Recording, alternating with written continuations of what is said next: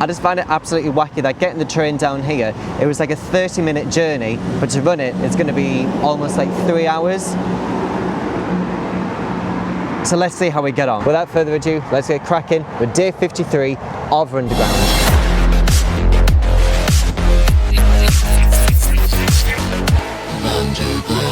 It's interesting to be this far south of London and still have it constituted as part of the London tube map. If I'm not mistaken, the furthest south the tube map used to go, I think it was as far as Morden for the terminus of the Northern Line. But anyway, we're about 1.61 kilometres in. So far so good. We're just got to this hill, which is not ideal. What's an interesting tidbit about Coulsdon South Station itself? Well, it first opened as Coulsdon in 1889. There is a plaque on the side of the station building that commemorates the station name history. Now let's get to the next station of the day, Purley. So 3.68 kilometres, we've made it to Purley station. You know, the first impression that I saw the station building, it is very impressive. It feels very much like a grand kind of country house kind of vibe. It was opened in 1899, if I'm not mistaken. Unbeknown to me, I actually had no idea that this existed, but this was one of the first ever railways in the world to exist. This was the Surrey Iron Railway. I wish I could offer more tidbits of history, however I genuinely didn't know that this existed. But the thing to indicate about this being the former railway line is the statue that's behind me with the horse-drawn carriages made entirely of iron. Very fascinating. I'm kicking myself. I wish I could talk more about it, but I haven't done the research. There has been a lot of conversation about what was the first ever railway. Was it this railway that I'm next to here? Was it, I think there was one over in Liverpool or Manchester, as well as the Stockton and Darlington Railway. It's always up for discussion as to which was the first ever railway to exist. I'm going to pass that conversation off to you if you know which was the first ever railway to open, because off the top of my head, I've no idea. 5.86 kilometres so far. You know, I'm actually trying to preserve my legs a little bit because on Sunday I have the London Landmarks Half Marathon, which by the time this video goes live, and I've already ran it. Oh, go! Yeah! Woo! I really want to get it in an hour and a half.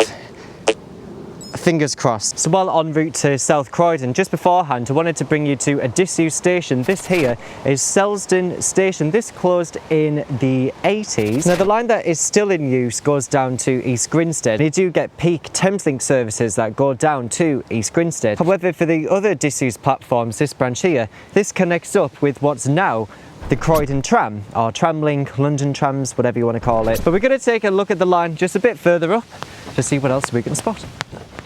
It's interesting to come to this footbridge because it's a footbridge over what looks to be nothing. However, if you imagine the line that ran from here up to, I think it was Elmer's End in that sort of vicinity, a lot of it is overgrown now. You can't see much of the railway line like what we saw before, but it is interesting to come to this spot to look over what was. 7.81 kilometres, we've made it to South Croydon. So now we're going to move on to the other one of the Croydons, moving to East Croydon.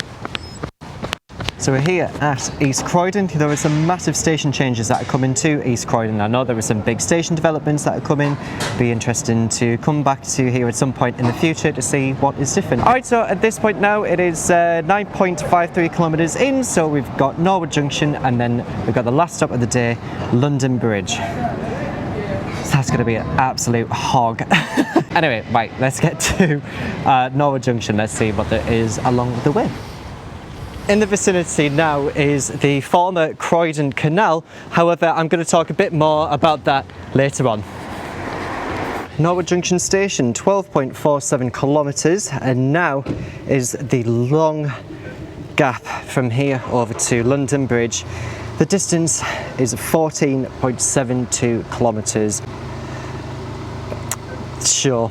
I mentioned this when I ran the London Overground. Norwood Junction was formerly called Jolly Sailor Station when it first opened. The reason why I got the name of Jolly Sailor was because of a pub that was named Jolly Sailor in the area. However, that pub has since closed. So this right here is the former Croydon Canal. It's one of the very few sections that remain of the Croydon Canal. On one hand, it would have been pleasant if the entire stretch of this canal was still protected. However, we wouldn't have the railway as we know it as today, in particular from Norwood Junction over to like New Cross Gate. Yeah, this canal is not coming back anytime soon, if not ever. But it's interesting to come to this spot here. This is at Betts Park. Coming to this spot here to see what was the former canal.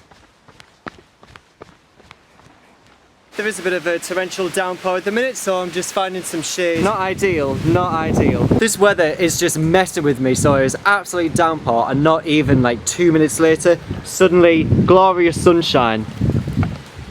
What is going on? So it has just been absolutely tanking it down. But what's great is that now the sun is out and it's great to be in a park.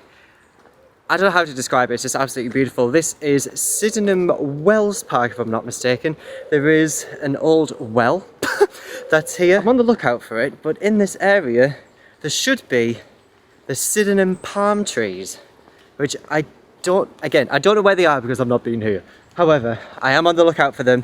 I'm dedicated to find these palm trees because I haven't really seen many palm trees in London. I think there's a few that exist in London. I don't really know where exactly. If anybody knows, do let me know. But in South London in particular, it's like, I don't know, it's like South London's like Magaluf, you know what I mean? It doesn't even look like as if I'm in London. Now, these have obviously been planted here. However, it's still beautiful to marvel at. I just think it's so surprising and so cool to see palm trees in South London. Very nice. Oh, I feel the sun now. Ah, beautiful. I have to do the rest of the run now. Alright, whatever. Alright, let's get it up. The illusion's over. Alright.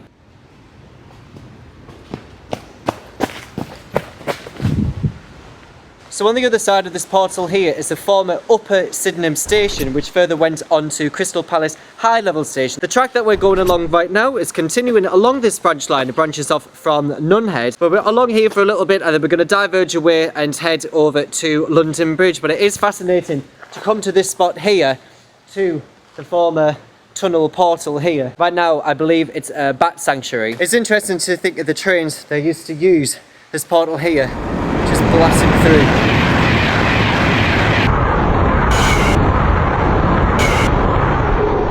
1.41 kilometers remaining.